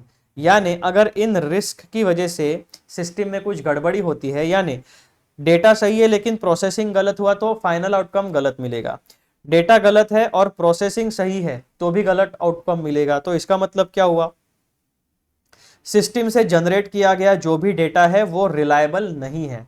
तो रिलायबल डेटा कौन सा है, उसको प्रॉपरली क्यूरेट करने के लिए, रिफाइन करने के लिए हमें हमारे ऑडिटिंग रिसोर्सेज ज्यादा क्वांटिटी में यूज करने पड़ेंगे। दैट मीन्स डिटेल में ऑडिट करना पड़ेगा। In such a case, all information, data and reports would have to be tested thoroughly for their completeness and accuracy. As an auditor हमारे पास data की दो क्वालिटीज होनी चाहिए, डेटा कंप्लीट होना चाहिए, डेटा एक्यूरेट होना चाहिए, and data should relate to the relevant financial year, यानी कट ऑफ डेट्स वहां पर प्रॉपरली मेंटेन की जानी चाहिए। तो यहां पर सब्सटेंटिव चेकिंग के ऊपर क्या क्या इंपैक्ट पड़ सकता है, डेटा नॉन रिलायबल जनरेट हो सकता है, तो जो भी आपका इंफॉर्मेशन, डेटा या रिपोर्ट्स होंगी उसको आपको थॉरो चेकिंग करना पड़ेगा कंप्लीटनेस एंड एक्यूरेसी के लिए। It could lead to increased substantive checking, that is detail checking. तो यहाँ पर आपका रिसोर्स एलोकेशन ज्यादा होगा। फिर इम्पैक्ट ऑन कंट्रोल्स, जो आपके आईटी कंट्रोल्स है उन पर रिस्क का क्या इंपैक्ट पड़ सकता है, it can lead to non reliance on automated controls, system calculations and accounting procedures built into applications. It may result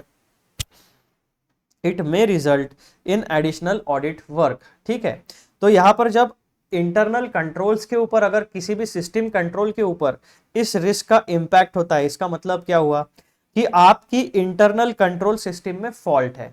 तो जो भी इंटरनल कंट्रोल सिस्टम के कैलकुलेशंस है या फिर अकाउंटिंग प्रोसीजर्स जो फॉलो की जाती है, उसके ऊपर आप रिलाय नहीं कर पाओगे और आपको इंटरनल कंट्रोल सिस्टम को भी थॉरोली चेक करना पड़ेगा। तो आईटी सिस्टम से रिलेटेड जो रिस्क है वो आपका सब्सटेंटिव काम बढ़ा सकते हैं, यानी आपको हर एक एस्पेक्ट को डिटेल में चेक, डेटा जो है उसको आपको डिटेल में चेक करके कंप्लीटनेस एंड एक्यूरेसी इंश्योर करना पड़ेगा। अगर कंट्रोल्स के ऊपर आईटी सिस्टम की जो रिस्क है उसका इंपैक्ट होता है, तो आपके जो कंट्रोल्स है उन कंट्रोल्स की वजह से जो आप कैलकुलेशन करते हो, अकाउंटिंग टास्क को परफॉर्म करते हो, उनको भी थॉरोली चेक करना पड़ेगा, यानी आपका काम बढ़ जाएगा। यानी आपका जो फाइनेंशियल डेटा है उसको भी आपको डिटेल में चेक करना पड़ेगा और जो आपकी इंटरनल कंट्रोल सिस्टम है उसको भी डिटेल में चेक करना पड़ेगा। तीसरा इंपैक्ट कहां पर होता है? रिपोर्टिंग के ऊपर।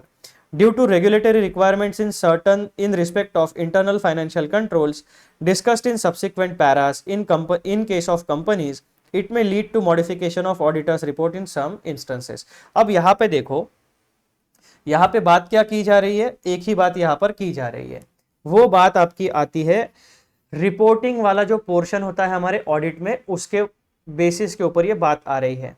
तो अगर ये जो इंफॉर्मेशन टेक्नोलॉजी से रिलेटेड रिस्क है, इसकी वजह से जो आप ऑडिटर्स रिपोर्ट दोगे उसमें आपको मॉडिफिकेशन करना पड़ेगा। यानी अगर इंटरनल कंट्रोल सिस्टम वीक है और फिर भी उन वीकनेसेस को मैनेजमेंट ने रिजॉल्व नहीं किया, तो आपको अपनी रिपोर्ट में क्वालिफिकेशन देना पड़ेगा कि सब ठीक है एक्सेप्ट दिस पॉइंट, या आपको एम्फोसिस ऑफ मैटर वाला पैराग्राफ डालना पड़ेगा या फिर डिस्क्लेमर डालना पड़ेगा या फिर विड्रॉ करना पड़ेगा। जो भी एप्रोप्रिएट रिस्पॉन्स है वो एप्रोप्रिएट रिस्पॉन्स आपकी ऑडिट रिपोर्ट में रिफ्लेक्ट होना चाहिए। अब यहां पर इन्होंने जो एक एग्जाम्पल दिया है, अब यहां पर क्या होता है मित्रों कि वैसे देखा जाए तो स्टैंडर्ड्स ऑन ऑडिटिंग हमें as an auditor audit report में अलग से इंटरनल कंट्रोल के ऊपर रिपोर्ट नहीं मांगता है। जो हमारी ऑडिट रिपोर्ट होती है वो एक इंक्लूसिव रिपोर्ट होती है, वो internal control plus financial data दोनों एस्पेक्ट को कवर करती है। लेकिन जो हमारा कंपनीज एक्ट 2013 है वो सर्टन केसेस में ऑडिटर के ऊपर एक एक्स्ट्रा, एक एडिशनल जिम्मेदारी देता है कि आपको फाइनेंशियल स्टेटमेंट्स के बारे में ऑडिट रिपोर्ट तो देनी ही है, प्लस एक एडिशनल रिपोर्ट इशू करनी पड़ेगी जिस पर आप अपना ओपिनियन दोगे इंटरनल कंट्रोल्स के बारे में। तो ये स्पेसिफिक प्रोविजन है कंपनीज एक्ट का, जहां पर ऑडिटर के ऊपर एक एडिशनल रिस्पॉन्सिबिलिटी होती है। अब जैसे कंपनीज एक्ट हो गया, एलएलपी एक्ट हो गया, पार्टनरशिप एक्ट हो गया, या कोई भी स्टैच्यूट है, तो वो स्टैच्यूट अगर ये स्पेसिफिकली कहता है कि आपको एडिशनल रिपोर्ट किसी स्पेसिफिक एरिया पे देनी पड़ेगी, तो अलोंग विद ऑडिट रिपोर्ट आपको वो एडिशनल रिपोर्ट भी प्रोवाइड करनी पड़ेगी। तो ये जो रिस्क होती है आपकी, इन रिस्क की वजह से आपके ऑडिट के जो रिपोर्टिंग वाला पोर्शन है उसके ऊपर भी इंपैक्ट होने वाला है। तो ओवरऑल जो इंफॉर्मेशन सिस्टम की जो रिस्क होती है वहां पे आपका डिटेल डेटा चेकिंग के ऊपर इंपैक्ट होने वाला है, इंटरनल कंट्रोल सिस्टम के डिटेल चेकिंग आपको करना पड़ेगा और रिपोर्टिंग भी आपको अच्छे से सेग्रीगेट करके सारे इश्यूज को हाईलाइट करना पड़ेगा। तो 3 जगह पर इंफॉर्मेशन सिस्टम से जुड़ी हुई रिस्क का इंपैक्ट पड़ता है। अब हमारा आता है मित्रों जो सबसे बड़ा टॉपिक है यहाँ का, वो है टॉपिक नंबर 6। टाइटल है उसका types of controls in an automated environment. तो जो ऑटोमेटेड एनवायरनमेंट होता है यानी इंटरनल कंट्रोल सिस्टम, जहां पर हम हमारे जो भी बिजनेस के ऑपरेशंस होते हैं, जो टास्क होते हैं, वो हार्डवेयर प्लस सॉफ्टवेयर वाले कॉम्बिनेशन की सिस्टम्स की मदद से एग्जीक्यूट करते हैं। तो ऐसी सिस्टम में किस तरीके के कंट्रोल्स यानी इंटरनल कंट्रोल्स को इंप्लीमेंट किया जाता है, उसके बारे में ये point number 6 point number topic हमें सिखाता है। तो मित्रों पॉइंट नंबर 6 में हमारे पास 3 प्रकार के कंट्रोल्स होते हैं। कौन से कंट्रोल्स है वो? Controls in an automated environment can be categorised under general IT controls, application controls and IT dependent controls. अब इसमें ये वाले 2 सबसे इंपॉर्टेंट है, ये दोनों एक दूसरे को मदद करते हैं, एंड तीसरा वाला जो है वो ओवरऑल सिनेरियो हमें बताता है। तो सबसे पहले हम कवर अप करेंगे जनरल आईटी कंट्रोल्स के बारे में। Point number 1, General IT controls are policies and procedures that relate to many applications and support the effective functioning of application controls. General IT controls क्या होते हैं? वो पॉलिसीज एंड प्रोसीजर्स होते हैं जो सारे के सारे एप्लीकेशंस या बहुत सारे एप्लीकेशंस को सपोर्ट देते हैं और जो भी आपकी बिजनेस एप्लीकेशंस है, जो आईटी बेस्ड एप्लीकेशंस है, उन्हें इफेक्टिवली फंक्शन करने में मदद करते हैं। ठीक है। Point number 2, general IT controls that maintain integrity of information and security of data commonly include controls over following. यानी जो भी आपके ऑर्गेनाइजेशन में डेटा जनरेट होता है, उस डेटा की इंटेग्रिटी यानी ऑनेस्टी, एक्यूरेसी एंड डेटा की सिक्योरिटी, इन दोनों चीजों को एंश्योर करने के लिए ये 4 प्रकार के कंट्रोल्स इंप्लीमेंट किए जाते हैं। किसी भी ऑर्गेनाइजेशन में जो इंफॉर्मेशन जनरेट होगी, चाहे फाइनेंशियल नेचर की या नॉन फाइनेंशियल नेचर की, उस डेटा की इंटेग्रिटी और उस डेटा की इंटेग्रिटी एंड सिक्योरिटी, ये 2 एस्पेक्ट्स को मेंटेन रखने के लिए हम ये 4 प्रकार के कंट्रोल्स को इंप्लीमेंट करते हैं। कौन से कंट्रोल्स है वो? Controls over data centre and network operations, controls over program change, controls over access security and controls over application system acquisition, development and maintenance. तो जो भी बिजनेस एप्लीकेशन आप एक्वायर करोगे या इन हाउस डेवलप करोगे या उनका मेंटेनेंस जो आप करते हो, उनसे रिलेटेड कंट्रोल्स हम इंप्लीमेंट करते हैं। तो बेसिकली ये जो जनरल आईटी कंट्रोल्स है, ये पूरे के पूरे ऑर्गेनाइजेशन के ऊपर इंपैक्ट डालते हैं। These are IT controls generally implemented to mitigate the IT specific risk। यानी यहां पर जो हमने आईटी स्पेसिफिक रिस्क को कवर किया था, इन रिस्क को मिटिगेट यानी पूरी तरीके से खत्म करने के लिए या उन्हें रिड्यूस करने के लिए, यानी इस लेवल पर उन्हें रिड्यूस करो कि हमारे बिजनेस ऑपरेशंस के ऊपर कोई भी इंपैक्ट ना पड़े। ये सिनेरियो अचीव करने के लिए हम ये 4 प्रकार के कंट्रोल्स यानी जनरल आईटी कंट्रोल्स को इंप्लीमेंट करते हैं। These are IT controls generally implemented to mitigate IT specific risk and applied commonly across multiple IT systems, applications and business processes. Hence, general IT controls are also known as pervasive controls या फिर indirect controls। तो ये जो general IT controls है, इसके और 2 नाम है। दूसरा नाम कौन सा है इसका? परवेसिव कंट्रोल, और तीसरा नाम है इसका इनडायरेक्ट कंट्रोल। तो एग्जाम में हो सकता है आपको सवाल जनरल आईटी कंट्रोल के नाम से पूछा जाए, या फिर हो सकता है आपको सवाल परवेसिव कंट्रोल्स के नाम से पूछा जाए, या फिर हो सकता है आपको सवाल इनडायरेक्ट कंट्रोल्स इस नॉमेनक्लेचर के अंडर सवाल पूछा जाए। तो सवाल किसी भी नॉमेनक्लेचर के अंडर पूछा जाए relating to general IT controls, आपको आंसर इसी प्रकार से, यानी ये जो कॉन्सेप्ट है, इसी कॉन्सेप्ट के बेसिस के ऊपर आपको आंसर करना है, आइदर डिस्क्रिप्टिव आंसर या फिर एमसीक्यू। कंफ्यूज नहीं होना। जनरल आईटी कंट्रोल्स के 2 नाम हैं, उसे ही परवेसिव कंट्रोल कहा जाता है, उसे ही इनडायरेक्ट कंट्रोल कहा जाता है। अब ये जो 4 प्रकार के कंट्रोल्स है, इसका छोटा छोटा एक्सप्लेनेशन देखो। Data centre and network operations के ऊपर किस तरीके के कंट्रोल होते हैं, उनका पर्पस क्या होता है? The objective of controls over data center and network operations is to ensure that production systems are processed to meet financial reporting objectives। यानी किसी भी ऑर्गेनाइजेशन के जो फाइनेंशियल रिपोर्टिंग ऑब्जेक्टिव्स है, उन्हें फुलफिल करने के लिए ही data centre and network operations में controls and checks and balances लगाए जाते हैं। These include activities such as, यानी controls over data centre and network operations में किस तरीके की एक्टिविटीज होती है या किस तरीके के कंट्रोल्स लगाए जाते हैं। Overall management of computer operation activities, preparing, scheduling and execution of batch jobs, monitoring of entire task and activities and storage and retention of backup data. तो आपका जो डेटा सेंटर होता है या नेटवर्क ऑपरेशंस होते हैं, उनमें ओवरऑल ये 4 प्रकार की एक्टिविटीज होती है। तो जिस नेचर की एक्टिविटी आपके डेटा सेंटर या नेटवर्किंग ऑपरेशंस में होगी, उन्हीं एक्टिविटीज को सिक्योर करने के लिए आप जनरल आईटी कंट्रोल्स को इंप्लीमेंट करोगे। ठीक है। Then such controls also help in performance monitoring of operating system, database and networks. तो परफॉर्मेंस मॉनिटरिंग आप 3 चीजों का कर सकते हो by implementing general IT controls in data centre and network operations. वो 3 प्रकार की एक्टिविटीज कौन सी है? Performance monitoring of operating system, monitoring of database and performance monitoring of networks. Matters such as business continuity plan and disaster recovery plan, which deal with recovery from failures, are also taken care by such type of controls. अब ये जो IT systems होती है ये hardware and software based होती है। Hardware और software तभी काम करता है जब आपके पास एक continuous and stable power supply हो। तो हो सकता है कभी आपकी पावर इंटरप्ट हो जाए या फिर वोल्टेज में कम ज़्यादा चीज़ें हो जाए, तो इसकी वजह से आपकी सिस्टम्स में खराबी आ सकती है।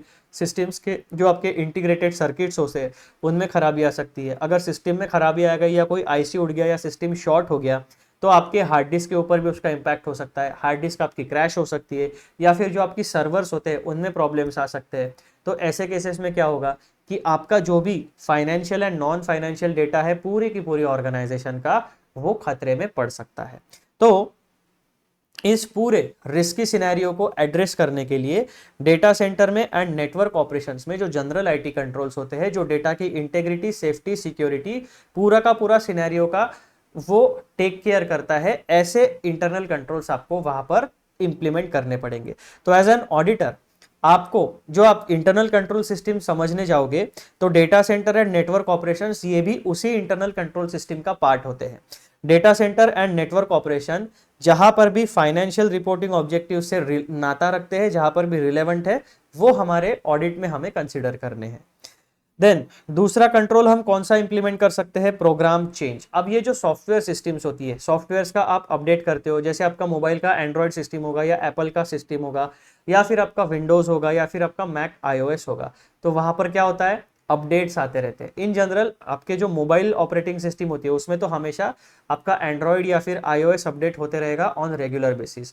जो आप एप्लीकेशन इंस्टॉल करते हो, जैसे आपके यूपीआई एप्लीकेशंस हो गए, यूट्यूब हो गया, उसके बाद में आपका जीमेल हो गया, इंस्टाग्राम, फेसबुक या जो भी अदर एप्लीकेशंस आप यूज करते हो उनमें भी अपडेट्स आते रहते हैं। दैट मीन्स क्या हुआ कि जो उनका रिटर्न, उनका जो कोडिंग है, उनके जो सॉफ्टवेयर के जो इंटरफेस होते हैं, जो इंफॉर्मेशन प्रेजेंट स्टोर या प्रेजेंट करने का तरीका होता है उसमें चेंज होता है।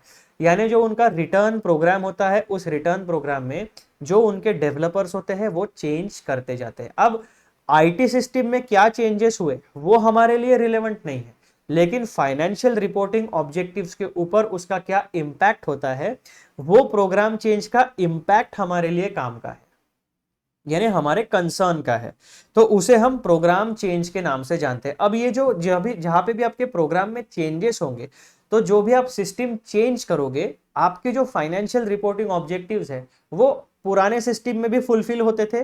प्रोग्राम को चेंज करने के बाद या अमेंडमेंट्स करने के बाद भी आपके फाइनेंशियल रिपोर्टिंग ऑब्जेक्टिव्स अचीव होने चाहिए। The objective of program change controls is to ensure that modified systems continue to meet financial reporting objectives। System में चेंजेस होने के बाद भी, इंटरनल कंट्रोल्स में चेंजेस होने के बाद भी आपके जो फाइनेंशियल रिपोर्टिंग ऑब्जेक्टिव्स है उनको अचीव करना जरूरी है, वो अचीव होने ही चाहिए। It includes activities such as change management process, recording, managing and tracking change request and making and testing changes. यानी पूरा का पूरा जब सिस्टम में आप चेंज करते हो उस पूरे चेंज की प्रोसेस को अच्छे से आपको समझना है। तीसरा कंट्रोल हमारा कौन सा होता है? सिक्योरिटी से रिलेटेड, यानी एक्सेस सिक्योरिटी से related. The objective of controls over access security is to ensure that the access programs and data is authenticated and authorised to meet financial reporting objectives. अब as an auditor आपको बस एक statement हमेशा याद रखना है पूरे के पूरे इंटरनल कंट्रोल सिस्टम में कि आपकी internal control system should meet the financial reporting objectives. That's it. जो भी नॉन फाइनेंशियल चीजें होती है उसके बारे में हमारे लिए कोई लेना देना नहीं है। जिन भी ट्रांजैक्शंस और इवेंट्स का फाइनेंशियल इंपैक्ट होता है, फाइनेंशियल रिपोर्टिंग से रिलेटेड है, वही चीजें हमारे लिए इंपॉर्टेंट है। It includes activities such as, अब ये जो एक्सेस सिक्योरिटी वाले कंट्रोल्स होते हैं इसमें ये सारी एक्टिविटीज होती है। कौन सी? Security organisation and management, security policies and procedures, application security, data security, operating system security, network security, physical security. Basically आपके सारे हार्डवेयर एंड सॉफ्टवेयर सिस्टम्स की सिक्योरिटी होनी चाहिए। किसी भी व्यक्ति को अनऑथोराइज एक्सेस नहीं होना चाहिए, कोई भी व्यक्ति उसे डैमेज ना कर पाए, ये सारी चीजें आपको देखनी पड़ेगी। देन चौथा कंट्रोल हम क्या लगा सकते हैं? Application system acquisition, development and maintenance की जो प्रोसेस होती है उसमें किस तरीके के checks and controls as internal control system procedures हम इंप्लीमेंट कर सकते हैं। पहला आपका आएगा, the objective of such controls is to ensure that systems are developed, configured and implemented to meet financial reporting objectives. That is, it includes overall management of development activities, project initiation, analysis and design, construction, testing and quality assurance। यानी जो भी system, जो भी business application आप खरीदोगे, basically acquire करोगे या in house develop करोगे या मेंटेनेंस के लिए उसे मॉनिटर करोगे, तो जो भी बिजनेस एप्लीकेशन से रिलेटेड ये 3 एस्पेक्ट्स में काम होगा, उसमें आप ये सारी एक्टिविटीज को परफॉर्म करते हो। ये सारी एक्टिविटीज आप इसलिए परफॉर्म करते हो ताकि आपके अल्टीमेटली क्या ऑब्जेक्टिव है, फाइनेंशियल रिपोर्टिंग ऑब्जेक्टिव्स को आपको अचीव करना है। तो बेसिकली जितने भी आप कंट्रोल्स एग्जीक्यूट करने वाले हो जनरल आईटी कंट्रोल्स के अंडर, उनका एक ही पर्पस होता है, अचीव फाइनेंशियल रिपोर्टिंग ऑब्जेक्टिव्स। अब हमारे पास आता है मित्रों दूसरा सिस्टम कंट्रोल, वो होता है आपका एप्लीकेशन कंट्रोल। उसमें हमें क्या पढ़ना है, application controls include both automated और manual controls that operate at a business process level. Automated application controls are embedded into IT applications, namely ERP, and help in ensuring completeness, accuracy, integrity of data in those systems। Basically, जो भी applications आप use करते हो to initiate, process, record and present the transactional data, वो data आपका कैसा होना चाहिए। जो भी सिस्टम आप यूज करोगे इंटरनल कंट्रोल सिस्टम, वहां पे इनपुट आपके डेटा का कंप्लीट होना चाहिए, एक्यूरेट होना चाहिए और डेटा ऑनेस्ट यानी इंटेग्रिटी होनी चाहिए। दूसरा, जो भी आउटपुट आपको मिलेगा उन सिस्टम्स के द्वारा, वो डेटा भी आपका कंप्लीट, एक्यूरेट एंड इंटीग्रेट यानी उस डेटा की इंटेग्रिटी यानी रिलायबिलिटी होनी चाहिए।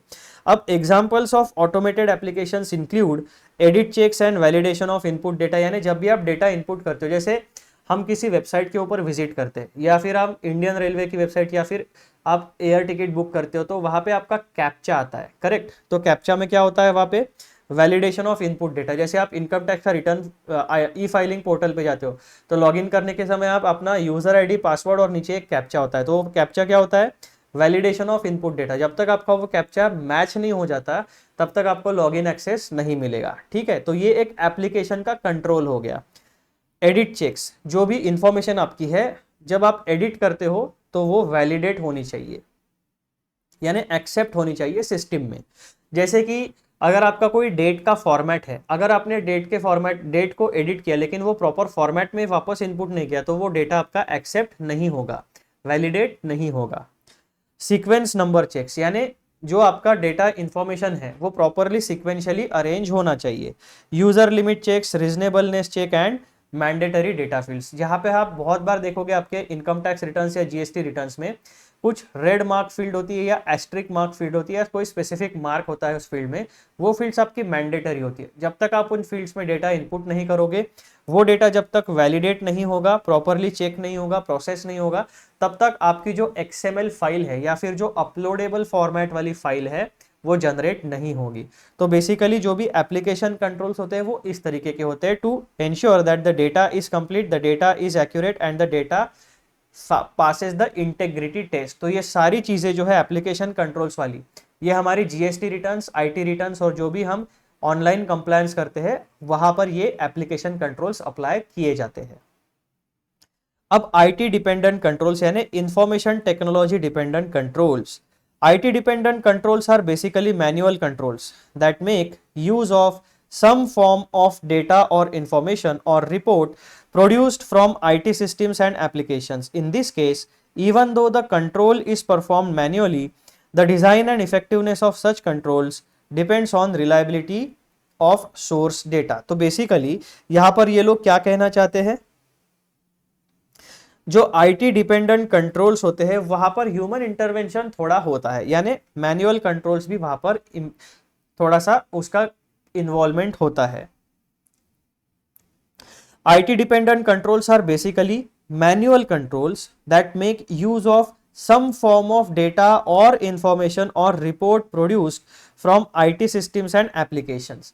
तो जो भी डेटा जनरेट होता है वो हमारे IT सिस्टम से ही जनरेट होगा।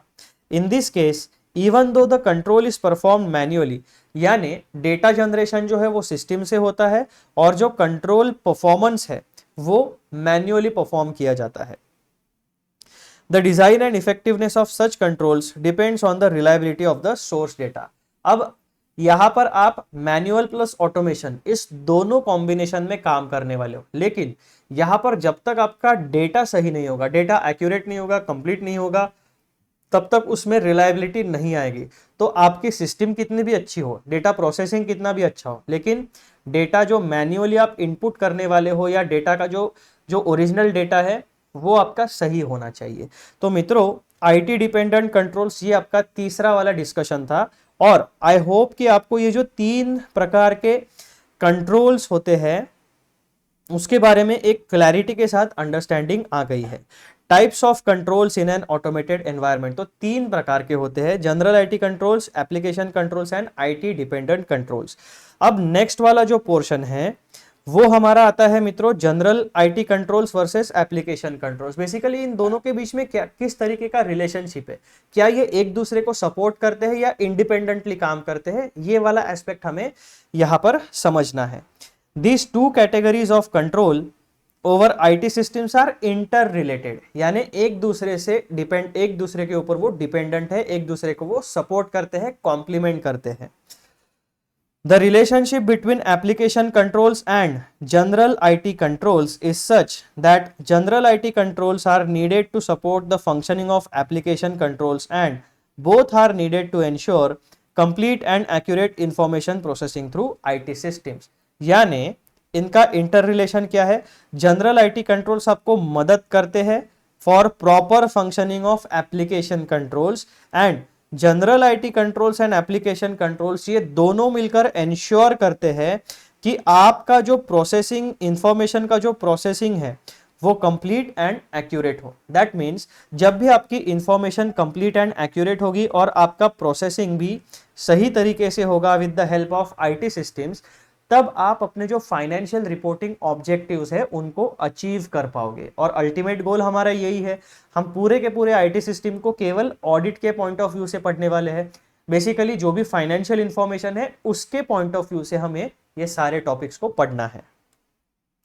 अब हमारा आता है मित्रों topic number 8, testing methods in an automated environment. तो आप क्या चेक करने वाले हो कि इंटरनल कंट्रोल सिस्टम्स जो है, जहां पर manual controls plus automated controls है, वो सही तरीके से फंक्शन करते हैं या नहीं, उनसे उन सिस्टम से जनरेट होने वाला डेटा कंप्लीट है, एक्यूरेट है, एंड उस डेटा पर रिलाय हम कर सकते हैं या नहीं। ये 3 एस्पेक्ट्स आपको चेक करने हैं। दैट मीन्स व्हाट, कि आप उनका टेस्ट करने वाले हो। अब टेस्ट करने के मेथड्स कौन से हैं, तो मित्रों टेस्ट करने के मेथड्स आपके पास है inquiry, observation, inspection and reperformance. Inquiry का मतलब क्या होता है, inquiry is the most efficient audit test but it also gives the least audit evidence. यानी इंक्वायरी मतलब क्या, आप डायरेक्टली कोई ऑफिसर होगा, कोई एडमिनिस्ट्रेटर होगा या फिर कोई एम्प्लॉय होगा, उससे डायरेक्ट आप कन्वर्सेशन स्ट्राइक करोगे और उस कन्वर्सेशन के थ्रू आप उसको कुछ सवाल पूछोगे, वो कुछ जवाब देगा एंड आपको इंफॉर्मेशन मिल जाएगी। लेकिन ये जो वर्बल कम्युनिकेशन होता है, यहाँ पर आपको कम से कम ऑडिट एविडेंस मिलने के चांसेस होते हैं, ऐसा इनका कहना है।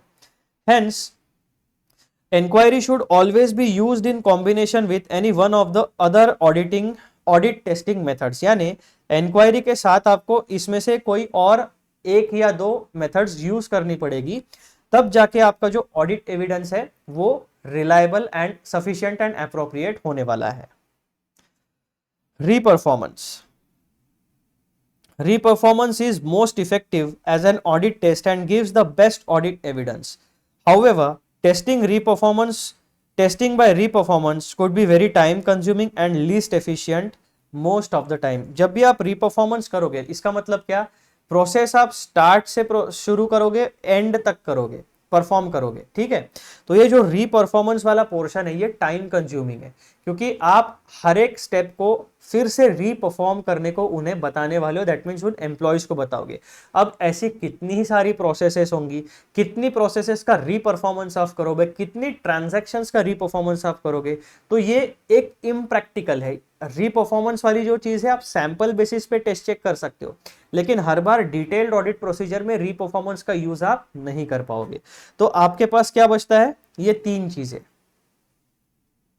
Generally, applying inquiry in combination with inspection gives most effective and efficient audit evidence. तो इंक्वायरी, ऑब्जर्वेशन एंड इंस्पेक्शन, इन तीनों का कॉम्बिनेशन जब आप यूज करोगे तो आपको effective and efficient audit evidence मिलने वाला है।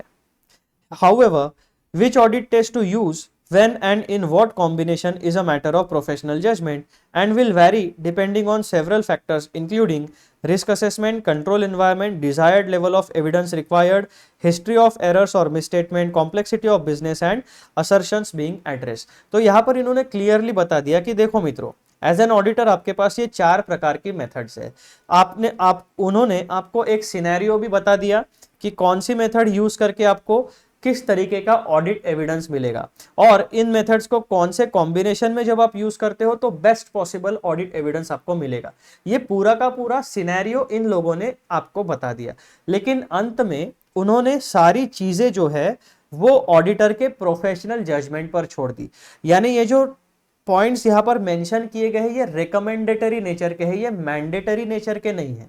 आपको अपने प्रोफेशनल एक्सपीरियंस के बेसिस के ऊपर डिसाइड करना है कि इनमें से कौन सी प्रोसीजर यूज करके आपको ऑडिट एविडेंस गैदर करना है रिलेटिंग टू ऑटोमेटेड एनवायरनमेंट। और जब भी आप ये प्रोफेशनल जजमेंट में डिसाइड करोगे, खुद से डिसाइड करोगे कि कौन सी प्रोसीजर्स का यूज करना है, तो आप ये फैक्टर्स को कंसीडर करो। यानी रिस्क असेसमेंट आपने किस तरीके से किया है, कंट्रोल एनवायरनमेंट किस तरीके का है एंटिटी का, आपको किस तरीके का ऑडिट एविडेंस चाहिए, history and errors of misstatement, यानी जो पिछले साल के जो आपने ऑडिट किए थे इस पर्टिकुलर एंटिटी के, यहाँ पर आपका इनका ट्रैक रिकॉर्ड कैसा है, क्या बहुत ज्यादा एरर्स होते हैं या कम से कम एरर्स होते हैं। तो ये सारे पॉइंट्स आपको कंसिडर करने हैं, देन अपना प्रोफेशनल जजमेंट इंप्लीमेंट करना है।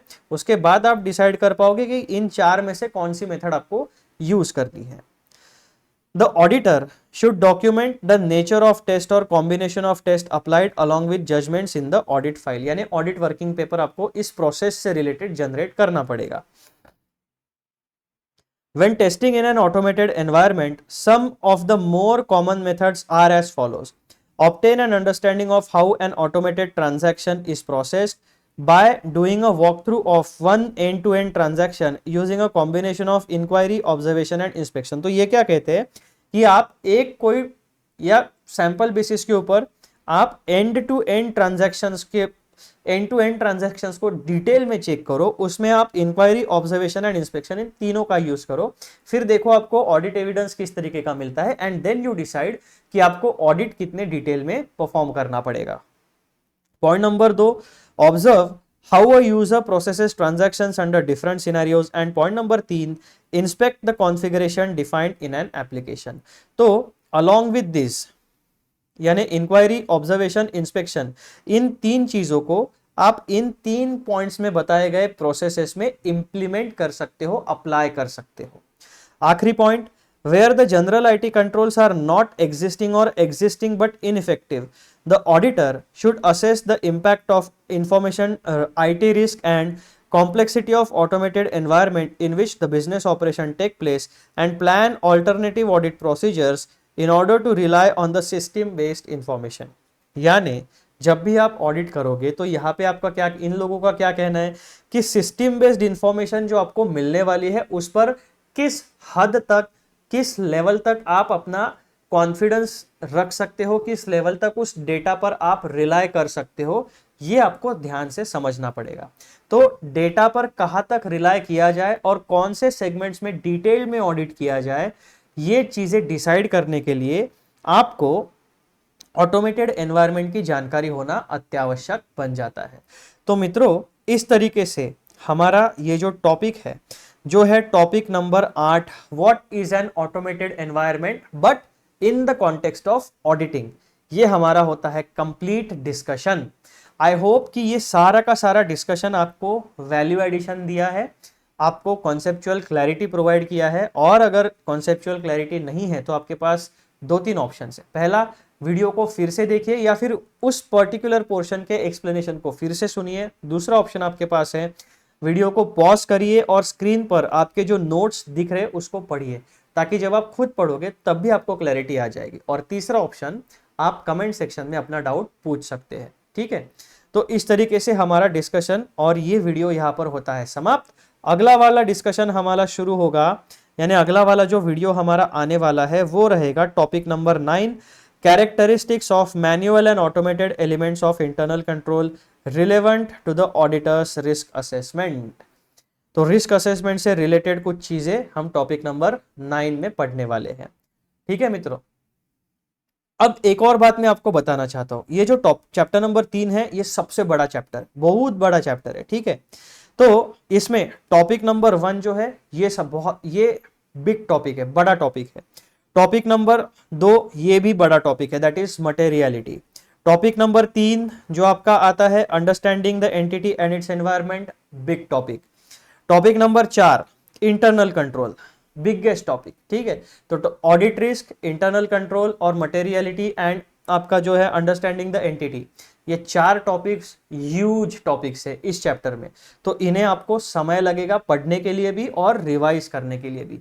तो मेरा ये एडवाइस रहेगा कि आप लोग इसे अच्छे से शुरुआत में ही डिटेल में प्रिपेयर कर लेना, ताकि रिवीजन करते समय आपको इसमें कम से कम समय लगे। अब आने वाले जो टॉपिक यानी इसके बाद के जो टॉपिक्स है, that is topic number 5, topic number 6, ठीक है, टॉपिक नंबर 7, टॉपिक नंबर 8, ये सब छोटे छोटे टॉपिक्स थे। अब इस पूरे के पूरे चैप्टर में टोटल 16 टॉपिक्स है। 16 टॉपिक्स में से टॉपिक नंबर 1, 2, 3, 4 ये बड़े टॉपिक है एंड टॉपिक नंबर 16 ये बड़ा टॉपिक है। बाकी सारे के सारे टॉपिक एकदम छोटे छोटे। तो हमारा ये चैप्टर नंबर 3 कवर करने के लिए जो समय लगा, ये बड़े टॉपिक्स को कवर करते करते हमें समय ज्यादा लग गया। लेकिन अब जो मीडियम या स्मॉल वाले टॉपिक्स है, एकदम धड़ाधड़ आपको चैप्टर नंबर 3 के वीडियोस आने वाले हैं। इसीलिए आपको चैप्टर नंबर 3 की पढ़ाई एकदम एक्सपीडाइट करनी पड़ेगी। और टॉपिक नंबर 16 जो है वो बड़ा टॉपिक है, उसको कवर करने में हमें थोड़ा टाइम लगेगा। सो कहने की बात यह है, to cut the story in short, topic chapter number 3 हमारा अभी जल्द से जल्द खत्म होने वाला है and then we are going to move on to chapter number 4। ठीक है मित्रों, तो आप अपनी कमर कस लो और पढ़ाई डेली बेसिस पे पढ़ाई करना शुरू कर दो, क्योंकि टॉपिक नंबर 3 के वीडियोस जो है अभी फटाफट आपके टॉपिक्स कवर होने वाले हैं। तो ये थी आपके लिए बेसिक इन्फॉर्मेशन। जाने से पहले चैनल को सब्सक्राइब जरूर करिए, वीडियोस को लाइक करिए और अपने सीए इंटरमीडिएट वाले दोस्तों के साथ शेयर जरूर करिए। चलो बाय बाय।